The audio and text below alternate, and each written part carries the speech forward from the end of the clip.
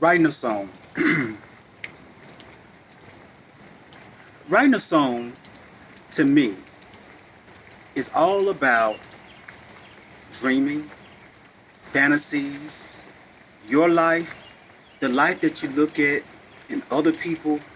There's always inspiration for writing something, whether it's a poem, diddling, doodling, or a song.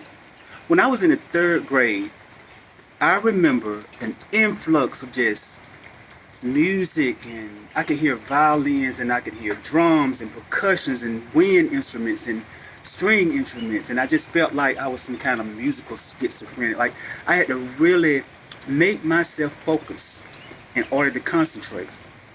And there's a story behind that too, but I won't get into that. But it was almost like the incident that happened was my saving grace. And I'm gonna go ahead and tell it. When I was in the third grade, and I started hearing like music, and it was hard for me to sit in class and to concentrate. So one day, Miss Walton, who was a remedial teacher, came to my classroom, and I saw her in my homeroom classroom teacher talking. The next thing I know, Miss Walton was taking me to her classroom. And after 3 days, I said, Mama, I've been in Miss Walton's class for 3 days.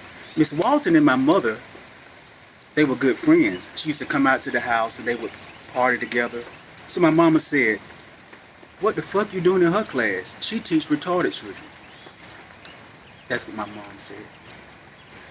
So she came up to the school and they took me out of that class. My mom's philosophy was, ain't nothing wrong with him. Ain't nothing that a butt whooping won't fix. So even though it didn't fix my dyslexia, it helped me to get myself together so that I can concentrate enough to make it to the fourth grade. And when I made it to the fourth grade, I said, that will never happen to me again. I didn't know what it was. I just knew that I had trouble focusing. So in the fourth grade, I became a rising scholar. In the fifth grade, I became an honor student. And so that incident was my saving grace. But the music, it never stopped. I could always hear it. It was like there was a symphony living above my head. And I could be riding, I could be on the bus, I could be in the classroom.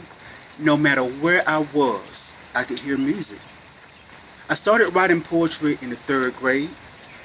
Up until middle school, that's when I first started writing songs. I said, well, if I'm hearing all this music, why don't I try to imitate what I'm hearing in my head, beatbox it, record it, and one day I'm going to make this a song. And so I started doing that. When I say to you that fear, it holds you back. Fear of the unknown, fear of what people are going to say, fear of what people are going to do, ostracism, all of those things is the fear that holds you back. Now there is good fear and there is bad fear. The good fear is if you see a snake, get the hell on, run, move, don't just stand there. That's good fear. Now the bad fear is a fear that makes you stand dead in your tracks and you can't move. I used to be that. I used to be that person in the third grade, fourth grade, fifth grade, sixth grade. It was only until I got into high school that I realized that my fear was holding me back. But it still took a long journey to alleviate those fears. The reason why I do these videos on social media is not because I think I'm somebody. It's because I want to be somebody. I want to be somebody that pursues their dreams and make those dreams become a reality. Now I can sleep and dream all day, but until I get up out of that bed and start making my dream come to a fruition, because when you plant the seed in the right kind of soil, it's going to grow. That's what life is all about. It's about growth. If you have a baby and your baby never gets out of the crib, there's something wrong. There's something wrong with that baby.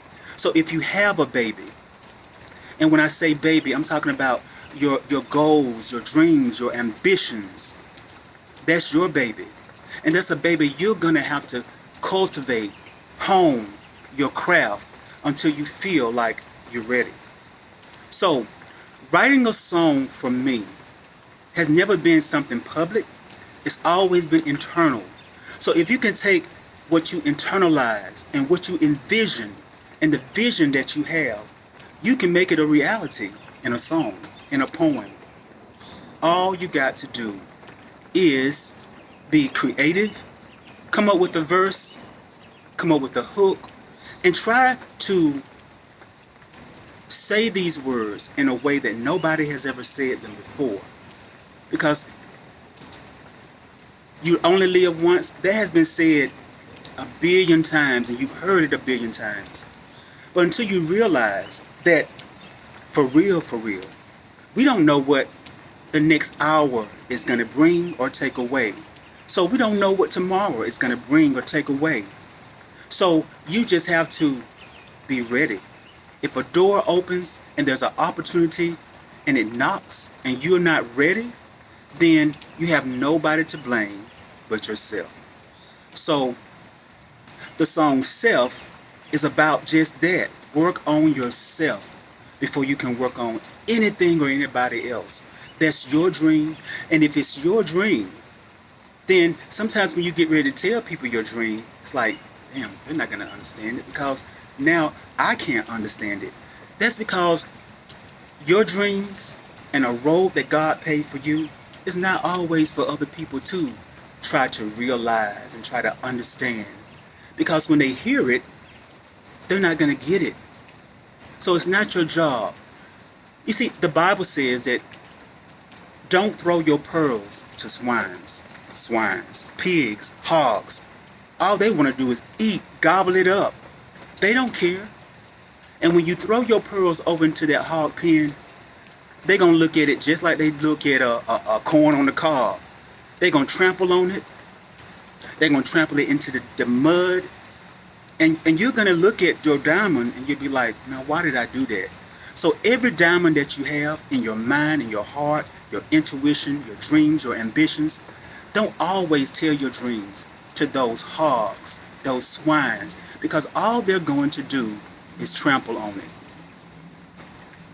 So when you're trying to write a poem or a song, think about where you're trying to go with this. When you're writing a poem or you're writing a song, you want to write something that is inspirational. You want to write something that takes people out of themselves and take them to a place that they imagine that they want to go or that they've never been before. That's what good songwriting does. It takes you to a place you have never been before. So, when I started this production company called Step to Me Productions, I had to step out on faith and I had to leave myself where I stood. Because and that's why I know that when people say they have alter egos, those alter egos, they help you to step forward out of where you stand so that you can become something that God intended for you to be. So don't stand in your own way and don't let anybody put stumbling blocks and road signs on a road that God paved for you. He paved the road for you. So you don't need other people to hold your hand and walk with you.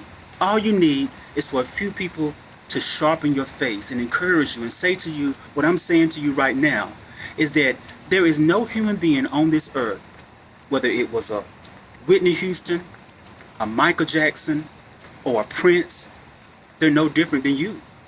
So those people, they took their imagination to another level and they made